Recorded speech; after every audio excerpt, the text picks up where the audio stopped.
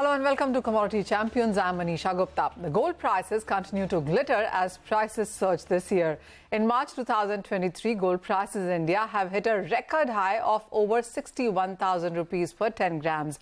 Over the last year, India's gold prices have seen an increase of around 20% as of April 2023. As gold glitters, silver prices too are trading at near one-month highs. So is it a good time to invest in gold? And if so, in what form and what percentage? How long should be your portfolio? Should be a short-term or a long-term goal? And what is the outlook for 2023? Joining me to take all of the discussion forward is Ole Hansen. He's head of commodity strategy at Saxo Bank. Ole, hi, good to have you. And clearly, gold has outperformed various other asset classes, whether you look at equities, currencies, bonds, securities, even real estate in most of the countries, with gold prices, especially in India, up 20% in last 1 year, and nearly 10% of gains is what we've seen in this year as well. How do you look gold in relation to other asset classes? I still look at gold quite favorably. We are seeing the underlying drivers turning more supportive compared with last year, when we saw this big jump in the dollar and we saw a big strong rally in bond yields.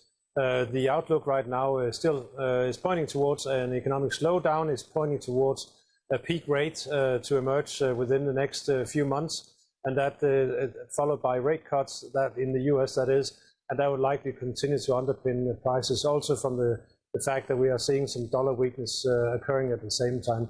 Multiple other factors, which I'm sure we're going to discuss in this. Interest rates is something that everybody is watching out for, and 25 basis point markets believe is factored in that we will see perhaps on 3rd of May. When you talk that when you say that we are nearing peak and we even perhaps could see rate cuts coming in before this year ends, what is your sense on how we're closing this year then in sense of rates? I think we'll close perhaps with pretty close to where we are right now, because I think the market may be a little bit optimistic in terms of how much, in terms of cut they expect. Right now priced in around 50 basis points following another 0.25% hike, as you talked about. So perhaps around this level we are now, perhaps a 0.25% lower. But I think the main thing is that we're heading towards a peak situation in rates. It can either come about by an economic downturn that forces the Fed to abandon its inflation target, or simply because the outlook for inflation continues to support a reversal in the hikes we've seen in recent years or during the past year. So peak rates previously and during the past 20 years has every 3 times that happened signaled a strong period for gold, and that's what we're looking for to be repeated. You spoke about the dollar index as well. Any range that you're putting out on that one for this year? Come again, sorry, I didn't get the first part. I said the dollar index as well. Are you putting out any range for this year now? Not particularly on the dollar. When it comes to gold, we still see it high at a record high by the end of the year. And what levels? I mean, are you looking at 2100 coming back? As in, is that the high that you're looking at and beyond? I think if we look at from a longer-term perspective, just look at the world as it is right now. We are seeing a de-dollarization having some kind of impact. We're seeing central banks continue to be strong buyers. We're seeing earning growth in the world's biggest stock market in the US, not showing any signs of a pickup in earnings growth anytime soon. And I think that basically leaves the playing field open to other investments. And with that in mind, and considering the risk of a weaker dollar over the coming periods, I think the long-term prospect for gold is still there. And if you look at the chart zooming out maybe 10, 20 years, the kind of formations that we're seeing having been built in the gold market could indicate that if we do see a new record high, then there could be quite a substantial move higher in the coming years. So with that in mind, I think we maintain a prospect for 2100 easily to be met at some point. All right. You mentioned about central banks, and yes, last year was a record buying, and this year in the first quarter also the buying has continued. Though, of course, in the month of March, there have been some instances where we've seen some countries, some global banks actually sell gold too. But would you say that this could be yet another year where we would see banks as net buyers of the yellow metal? For sure, but what's the unknown right now is really how strong that demand is relative to the price, because there might be some price sensitivity. You mentioned gold has reached a record high in rupees. We've seen record highs in other currencies as well, and that potentially could have an impact on how the central bank thinks regarding the price. So quite often in the past we've seen that the market needs to consolidate before we see additional buying. So basically, even if you're a central bank, you just need to get familiar and comfortable with a new higher level. So that may just slow down some of the price action or the buying activity that we see. But generally for the year, I see that demand continue. Well, also, what's your sense for silver then? And because we've seen support come in for this too, but far away from its all-time highs in the dollar or for that matter, rupee terms. Yeah, and that's what continues to attract the investors. Based looking at gold near a record high, but silver well below its record reached more than a decade ago, and that's continued to attract some demand. I think right now we're missing a little bit the third leg in the silver rally, and that is the industrial metal space. I heard in the section just before that we talked about copper, and copper right now is still struggling to find the momentum that the market is looking for.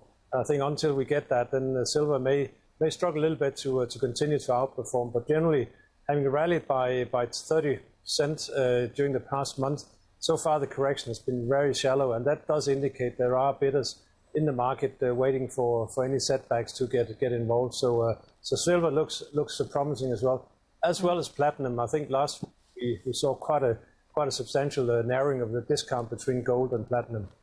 All right. You mentioned about metal. You talked about copper as well. And yes, we've seen sell come on every uptick into many of these industrial metals. The markets, while of course are looking at lower inventories, but it is a Chinese demand which is keeping the prices under pressure.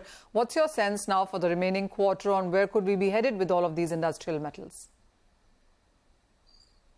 Well, I think the structural long-term outlook for copper, just looking at the availability of supply and the green transformation, is a story of strength. And we saw that just a couple of weeks ago when copper made an attempt to break higher. It triggered quite an aggressive amount of speculative buying. It basically means that buyers are worried about missing out on the rally when it comes. But the failure to break higher at that point triggered the selling that we're seeing right now, which is taking it back near the lower end of its current range. But longer term, it's difficult not to build a bullish case for copper, looking at both the supply and the demand side. And the same goes for some of the other metals, particularly those involved in the transformation. So bullish copper, but when you look at the markets right now and how the past 1 week has been, we're looking at multi-week, multi-year highs, multi-year lows rather for many of these metals. Zinc is trading at a 2-year lows. You have steel and iron ore trading at 4- and 5-month lows, multi-week lows, as I said, for aluminum, zinc, and copper and nickel as well. What is it? On one side, of course, the markets will watch out for the US Fed. On the other side, the Chinese demand and perhaps a Chinese stimulus measure. What is it that would excite you within the metal space? What would you buy, and what kind of a risk-reward ratio are you looking at?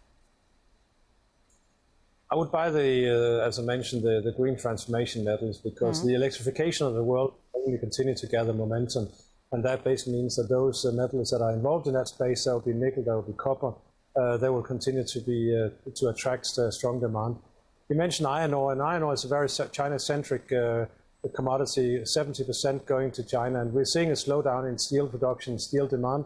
We're also seeing the government stepping up its efforts to quell speculative trading in the contract. So it's been drifting lower at a time where you normally see strong demand, and I think it highlights what's happening right now with the recovery in China. It's not a recovery based on the same drivers as we've seen in the past. It's not going to be as commodity heavy as we've seen in the past. So that basically means it's not steel and concrete that you should be looking at. You should be looking at some of the more finer metals. And again, I'll point out something like copper, because the green transformation is also ongoing in China. Absolutely, and that is where you have the best of the fundamentals as well, but buying into gold, silver and platinum as well. Ole, thank you so much for joining us with your sense on all of those metals, especially precious metals as well, where you are quite bullish going forward from here. But with that, we'll head into a short break, but don't go anywhere. When we come back, we'll talk about more gold some more. We'll tell you on what, how much and where should you have gold in your portfolio.